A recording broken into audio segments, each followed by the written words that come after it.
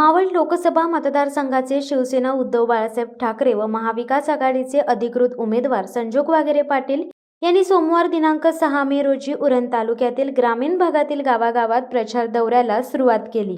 या गावभेटी प्रचार दौऱ्यात त्यांना मोठा प्रतिसाद मिळत आहे। तालुक्यातील गावभेटी दौऱ्यात उमेदवार संजोग वागेरे पाटील यांनी आपल्या महाविकास आघाडीच्या असंख्य कार्यकर्त्यांबरोबर जासई येथील शेतकरी लढ्यातील हुतात्म्यांना अभिवादन करीत प्रचाराला प्रारंभ केला। यावेळी प्रत्येक गावातील नाक्यानाक्यावर महिला कार्यकर्त्यांनी त्यांचे औक्षण केले।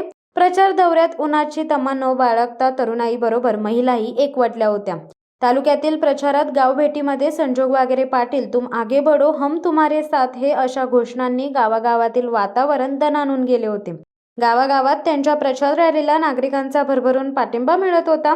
नागरिकांकडून त्यांचे स्वागत देखील केले जात होते, तसेच विजयासाठी त्यांना शुभेच्छा देण्यात येत होत्या।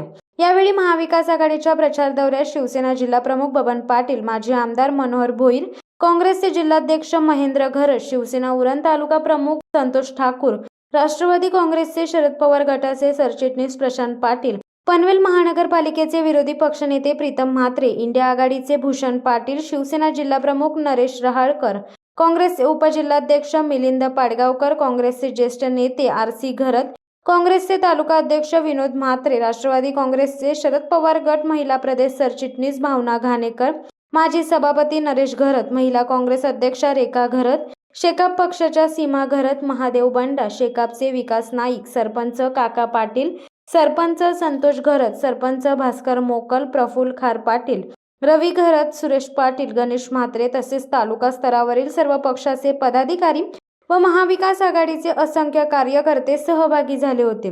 संजोग वागेरे पाटील यांना मिळणारा उत्स्फूर्त पाठिंबा पाहता त्यांचा विजय निश्चित असल्याचे ग्रामस्थांकडून मानले जात आहे। शिवसत्ता टाइम्ससाठी दत्ता मोकल, उरण। धडक बेधडक वृत्त देणाऱ्या आपल्या शिवसत्ता टाइम्स न्यूज चॅनलला लाल बटन दाबून सबस्क्राईब करा आणि बेल आयकॉनला क्लिक करायला विसरू नका।